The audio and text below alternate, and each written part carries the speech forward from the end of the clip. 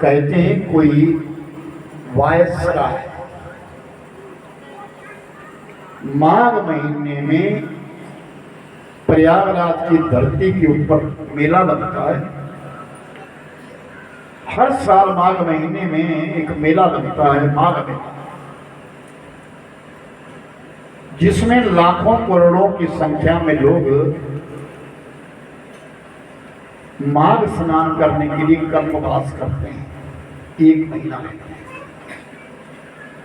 करोड़ों की संख्या में पूरा माघ महीना। अभी भी है हमारे यहाँ से, हमारे मैं बिलासपुर से, मैंने कई बार बताई बात, हमारे बिलासपुर से 2 बुजुर्ग ऐसे हैं, 4 बुजुर्ग ऐसे रहे जिन्होंने 12 साल पास किए, 12 साल रहे, अभी भी जिंदा है। हमारे साथ कथा में जाते हैं, यात्रा में जाते हैं। माघ के महीने के बीच में प्रयागराज की धरती में रहना, सर्दी का मौसम, 3 नदियां जहां बहती हैं कल्पवास किया जाता है हर साल। तो कहते हैं कोई वायसराय जहाज में बैठ करके निरीक्षण कर रहा था, लेकिन उसके साथ कोई और था। कौन? पंडित मदन मोहन मालवीय, हमारे भारतवर्ष के सेवा, जिन्होंने भारतीय संस्कृति का परचम लहराया है। पंडित मदन मोहन मालवीय कभी मथुरा गए हो ना, तो कृष्ण जन्मभूमि में उनकी बड़ी सुंदर प्रतिमा लगी है।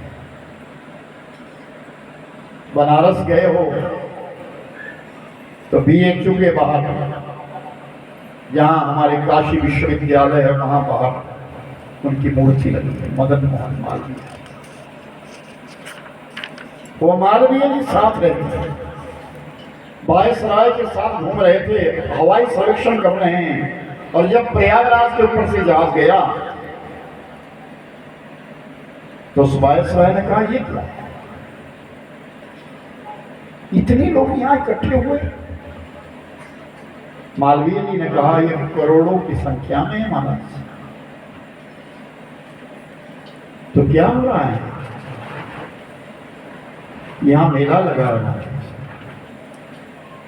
तो इतने लोगों को बुलाने के लिए तो बड़ा खर्चा हुआ होगा, कितने कार्ड छपवाने पड़े होंगे, कितनी अनाउंसमेंटें हुई होगी। इस व्यवस्था करने के लिए तो करोड़ों रुपया खर्च करना पड़ा होगा। मदन मोहन मालवीय जी ने कहा, 1 रुपए का खर्च है। कितना खर्च है? 1 रुपया।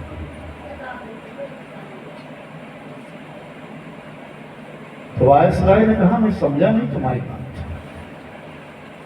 इतने लोगों को बुलाना आसान बात है, ऐसे कैसे 1 रुपए में बुला लेंगे? हाँ महाराज, हम भारतीयों के पास एक पंचांग है जो 1 रुपए को मिलता है। पहले पंचांग 1 रुपए में मिलता, उस पंचांग में तिथि लिखी होती है। इस तिथि में माघ मेला शुरू होगा और वो पंचांग पूरे भारत में घूमता है। सब लोग खरीदते हैं, अच्छे लोग खरीदते हैं, वो मुहूर्त देखते हैं, माघ मेला कब लगेगा। 1 रुपए का उसने लिया है, वो देखेगा इस तारीख को लग रहा है, इस डेट को लग रहा है माघ महीना, चलो आगे से आगे बोलता चला जाएगा, दुनिया इकट्ठी हो जाएगी। करोड़ों की संख्या में इकट्ठे हुए हैं।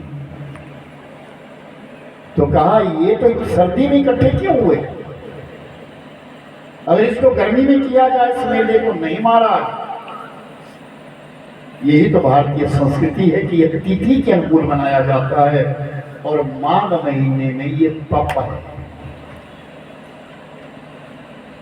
इस शरीर को तपाना है, ये भी एक तप है।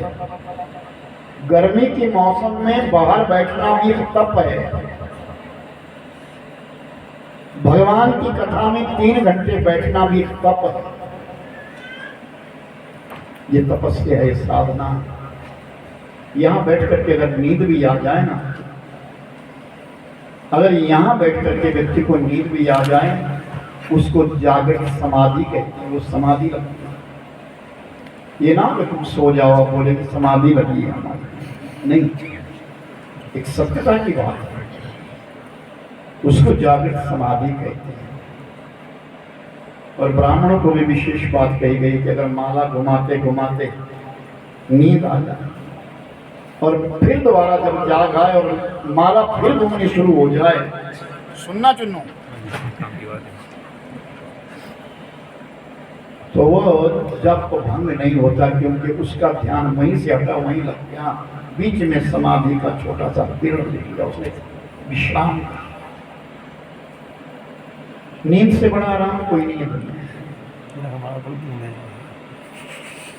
नींद से बड़ा आराम कोई दुनिया में है ही नहीं। तो ये माघ का मेला जो लगता है मेरे भाई बहन, जहाँ कल्पवास किया जाता है, वो प्रयागराज की धरती है, और उस समय कुंभ भी लगता है। याद रखना इस बार कुंभ मेला है, प्रयागराज की धरती पे कुंभ लग रहा है जनवरी महीने, और करोड़ों की संख्या में दुनिया इकट्ठी हो जाएगी। हर पंचांग में लिख दिया गया, बता दिया गया है माघ महीने में कुंभ लगता है।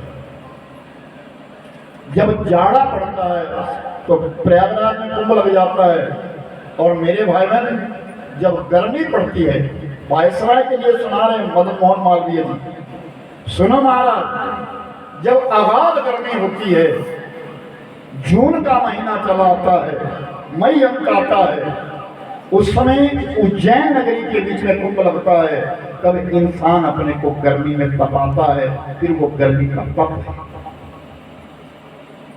और जब अगाध बारिश पड़ती है,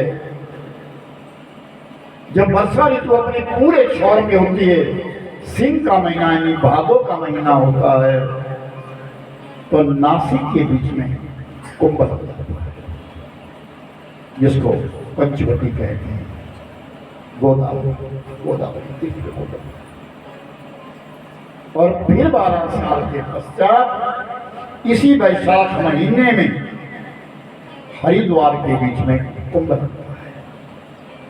4 स्थान कुंभ के, ये तिथियों पर आधारित है महाराज, इसको मर्जी से नहीं कर सकते हम लोग, ये हमारा सनातन धर्म है।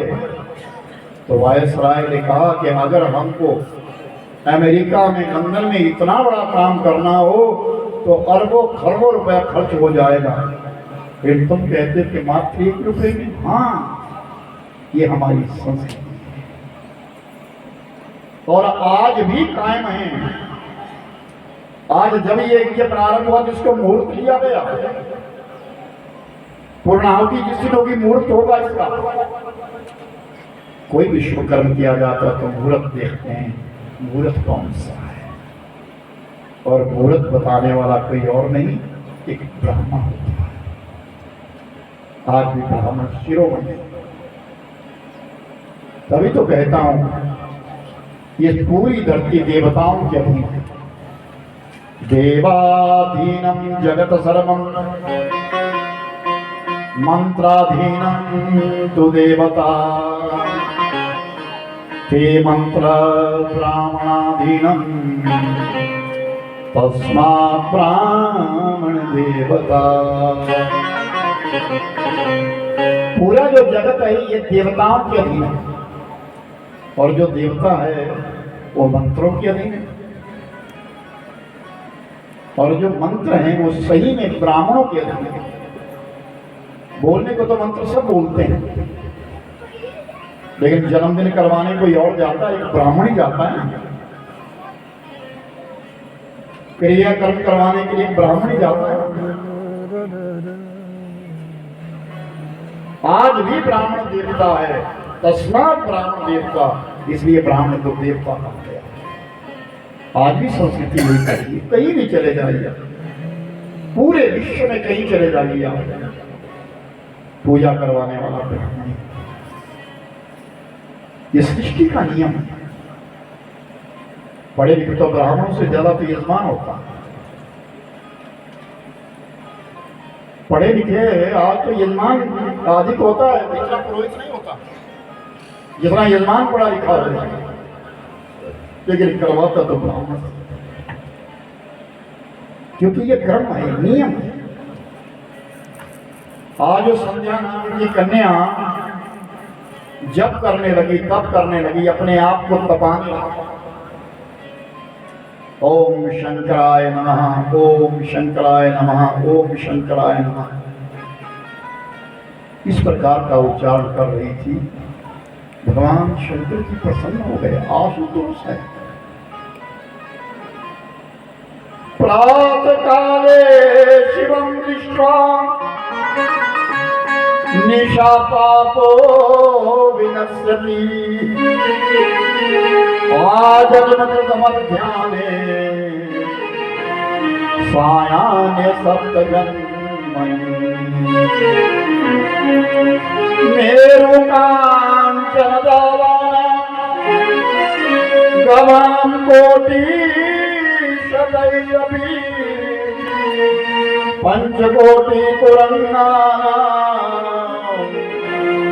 तत्फलं शिवदर्शनम्।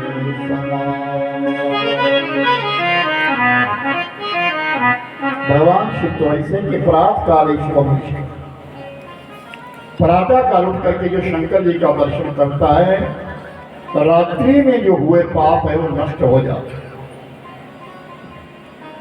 आज मध्याह्न के समय, दिन के समय 12 बजे जो भगवान शंकर जी का दर्शन करता है, पूरे जन्म के पाप नष्ट हो जाते हैं। सायं में सब जन्म, और सायंकाल संध्या की वेला के बीच में जो भगवान शिव का दर्शन करता है, 7 जन्मों के पाप नष्ट हो जाते हैं। मेरुकांचन गवाय कोटि शतैरपि, पंचकोटि तुरंगानां तत्फलं शिवदर्शनम्।